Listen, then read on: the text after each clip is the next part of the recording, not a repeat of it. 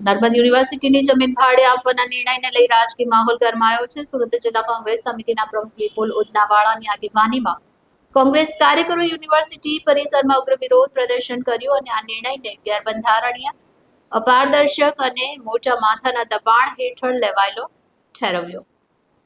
ઉદનાવાળાએ આક્ષેપ કર્યો કે યુનિવર્સિટીના કુલપતિએ આ નિર્ણય લેતી વખતે શિક્ષણ ક્ષેત્રના નિષ્ણાત વિદ્યાર્થીઓ કે સ્થાનિક જનતાની સલાહ લીધી નથી। તેમણે પૂછ્યું, આમાં મહત્વપૂર્ણ નિર્ણય લેતા પહેલા યોગ્ય ચર્ચા શા માટે નથી થઈ? શું યુનિવર્સિટીની જમીનના દુરુપયોગની યોજના ઘડાઈ રહી છે? કોંગ્રેસ નેતાએ સવાલ ઉઠાવ્યો છે કે શું રાજ્ય સરકાર અથવા કોઈ શક્તિશાળી વ્યક્તિના દબાણ હેઠળ યુનિવર્સિટી પ્રશાસન આ નિર્ણય લેવા મજબૂર થયું છે? તેમણે નિર્ણય પ્રક્રિયામાં પારદર્શિતા અને નિયમોનું પાલન ન થયાનો આરોપ લગાવ્યો।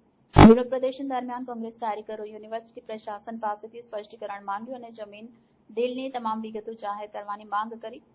ઉદનાવાળાએ ચેતવણી આપી કે જો આ નિર્ણય પાછો નહીં ખેંચાય તો વધુ વિરોધ પ્રદર્શનો થશે।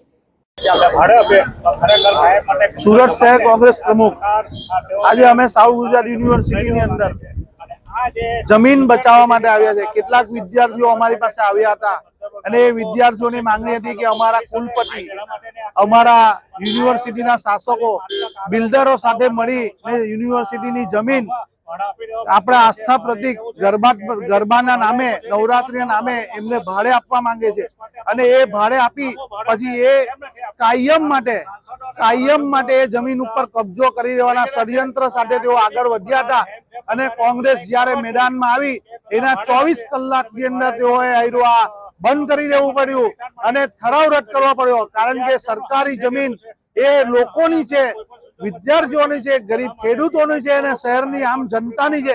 એ ખેડૂત અને એ વિદ્યાર્થીની આ જમીન જો સરકારના બેઠેલા શાસકો અને આ બિલ્ડરો સાથે મળીને જો એના નામે કરી દેવામાં આવશે તો સુરત શહેર કોંગ્રેસ સુરતની જનતા સાથે એમનો ઘેરાવ કરશે અને ખૂબ મોટું ગાંધી ચિંધ્યા માર્ગે આંદોલન કરી પણ એમની કોઈ પણ ષડયંત્ર પાસ થવા દેવામાં નહીં આવે। એની સાથે અમે મેદાને ઉતર્યા છે। લડેંગે, લડેંગે।